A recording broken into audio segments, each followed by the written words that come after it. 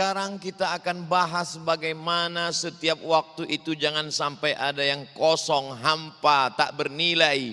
Seperti orang yang memanen padi menguning di tengah sawah. Oh, indahnya. Begitu benih padi disemai tumbuh hijau. Setelah itu ditanam hujan deras. Lalu kemudian cantik padi menguning. Selamat dari hama, selamat dari wabah, selamat dari wereng. Rumput-rumputnya sudah dicabut, dipanen, petani bahagia luar biasa. Tapi alangkah kecewanya ketika ternyata dibuka satu persatu padi itu hampa kosong. Tidak ada berasnya di dalam. Kenapa? Begitulah agaknya kekecewaan. Kita selalu diajak, hayya 'alal falah. Falah, keberuntungan. Falah, petani. Kenapa antara petani dengan keberuntungan itu mirip? Falah, keberuntungan, kemenangan. Falah, petani. Karena memang petani mendapatkan hasil tanamannya setelah perjuangan yang luar biasa.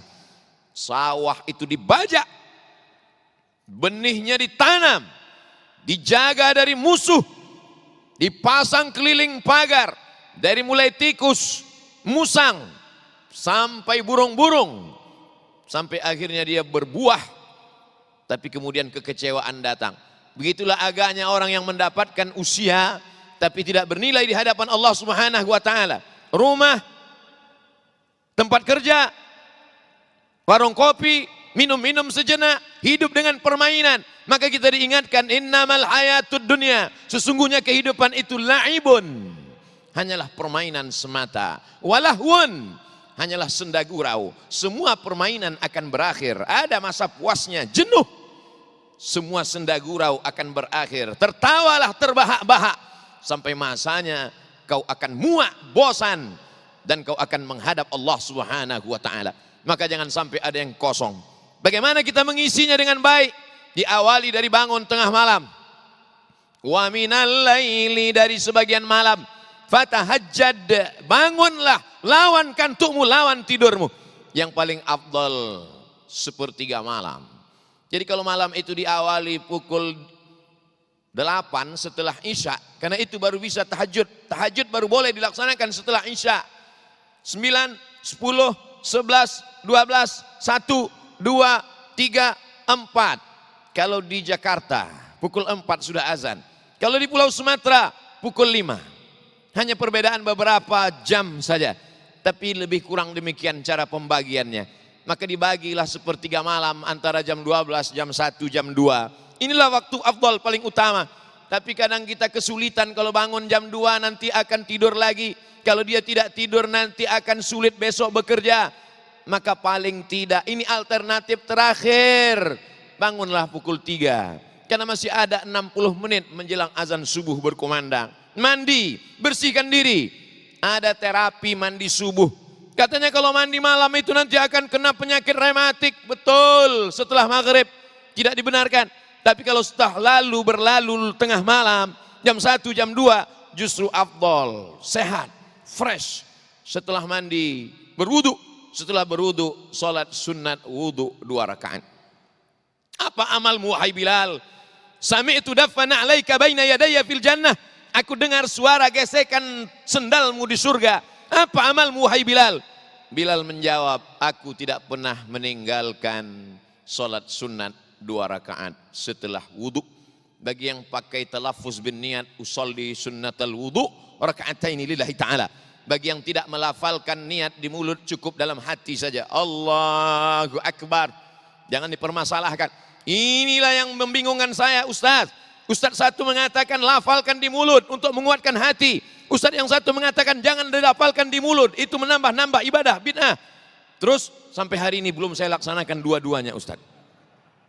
Pilih salah satu. Ini antara khilafiyah, sepele, remeh-temeh saja.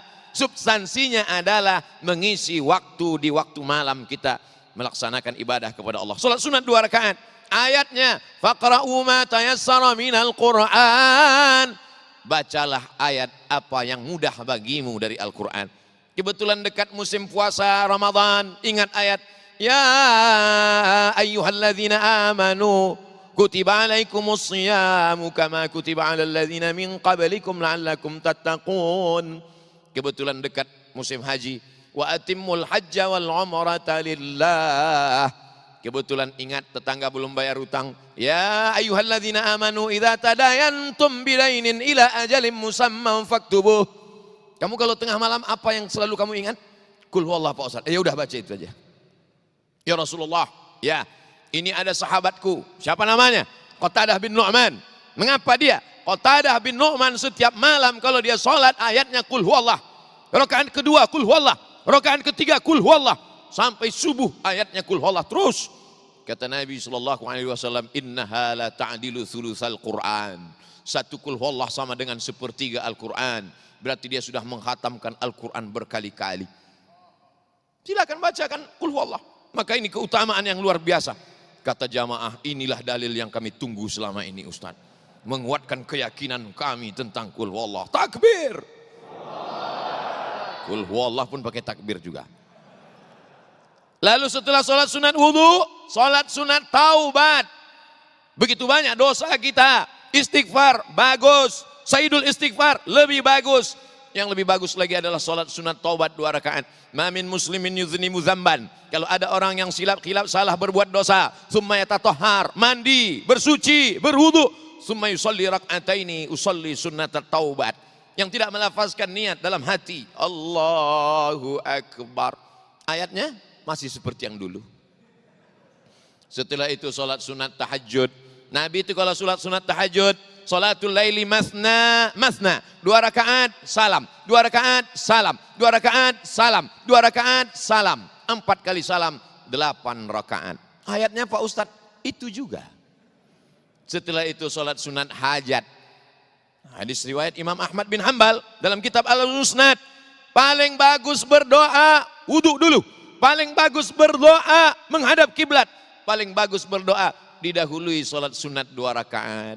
Hajatnya supaya anak kita berhasil, selamat hidupnya dari perbuatan maksiat dan dosa. Supaya negeri ini menjadi baldatun thayyibatun wa rabbun ghafur. Segala hajat dunia, hajat akhirat, hajat pribadi, hajat keluarga, hajat negeri.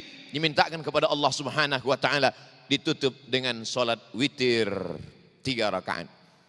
Menjelang azan subuh, baca surat Al-Fatihah, surat Al-Ikhlas, Al-Mu'awwidhataini. Man qara'a Yasin fi lailatin. Siapa yang membaca surat Yasin pada suatu malam, asbaha maghfuran lah. Pada waktu subuh dia sudah diampunkan Allah Subhanahu wa taala. Baca surat Yasin, baca surat yang lain. Sibuk mencari dunia, hiruk pikuk kehidupan. Di tengah malam sepi, senyap, tenang, batin kita sedang diturunkan Allah. Huwallazi anzala sakinata fi qulubil mu'minin. Kira-kira ada beberapa menit lagi pergi ke masjid, sholat subuh berjamaah. Man shalla subha fi jama'atin. Siapa yang sholat subuh berjamaah, faka'annama shallal laila kullah. Dia seakan-akan sudah melaksanakan sholat sepanjang malam.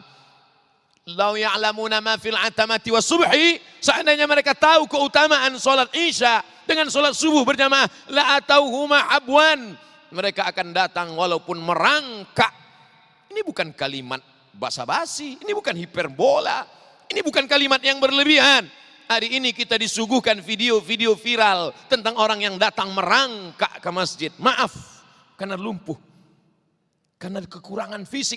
Fisik mereka kurang, badan mereka kurang, tapi hati mereka sempurna. Berbeda dengan kita, fisik kita sempurna, ternyata hati kita kurang. Isi terus, itu baru malamnya. Bagaimana dengan siangnya? Ibadah bukan hanya sholat, zikir, baca Quran. Berangkat ke tempat bekerja, mencari nafkah yang halal. Bismillahirrahmanirrahim. Wa'tasamtu billah, la haula wala quwata illa billah. Maka tempat bekerjanya itu pun bernilai ibadah.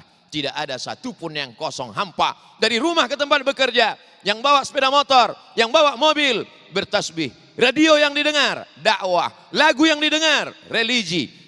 Apapun yang dia lihat, apapun yang dia dengar, maka semuanya adalah bernilai ibadah, ibadah, ibadah. Jangan kosong dari ibadah.